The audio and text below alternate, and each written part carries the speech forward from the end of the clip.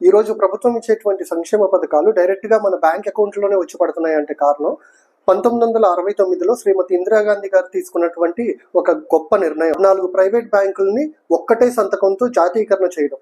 అప్పటి వరకు బ్యాంకింగ్ సేవలు కేవలం నగరాలకు, ధనవంతులకు, బడాబాబులకు మాత్రమే అందుబాటులో ఉండేవి. కానీ ఎప్పుడైతే ఈ జాతీయకరణ జరిగిందో గ్రామీణ పట్టణ ప్రాంతాలకు కూడా బ్యాంకు సేవలు రావడం మొదలుపెట్టాయి. అప్పటి వరకు అధిక వడ్డీలకు రుణాలు ఇచ్చేటువంటి దళారుల చేతిలో నలిగిపోతున్నటువంటి రైతులు, మధ్యతరగతి కుటుంబాలకు ఈ జాతీయకరణ అనేది ఒక ఆసరాగా ఈ రోజు రైతులు రుణాలు తీసుకుంటున్నారన్నా, లేకపోతే హెల్త్ గ్రూప్స్ రుణాలు తీసుకుంటున్నారన్నా, లేకపోతే విద్యా అవసరాల కోసం ఎడ్యుకేషన్ లోన్స్ వస్తున్నాయన్నా, లేకపోతే బిజినెస్లు స్థాపించుకోవడానికి గ్రామీణ ప్రాంతాల వారు కూడా స్వయం ఉపాధి చేసుకోవడానికి అవకాశాలు కుదిరినాయి అంటే దానికి కారణం కూడా 1969లో జరిగినటువంటి ఈ జాతీయకరణే కారణమని చెప్పుకోవచ్చు. అంతేకాకుండా ప్రభుత్వం కూడా తన సంక్షేమ పథకాలు ప్రయారిటీ సెక్టర్స్ అయినటువంటి అగ్రికల్చర్ కానీ, లేకపోతే ఎడ్యుకేషన్ కానీ, ఉమెన్ ఎంపవర్మెంట్ కానీ, లేకపోతే సెల్ఫ్ ఎంప్లాయ్మెంట్ జనరేషన్ లో కానీ ఈ బ్యాంకుల జాతీయకరణ తర్వాతే ప్రభుత్వం సరైన మార్గంలో నడవడానికి అవకాశాలు దొరికాయి.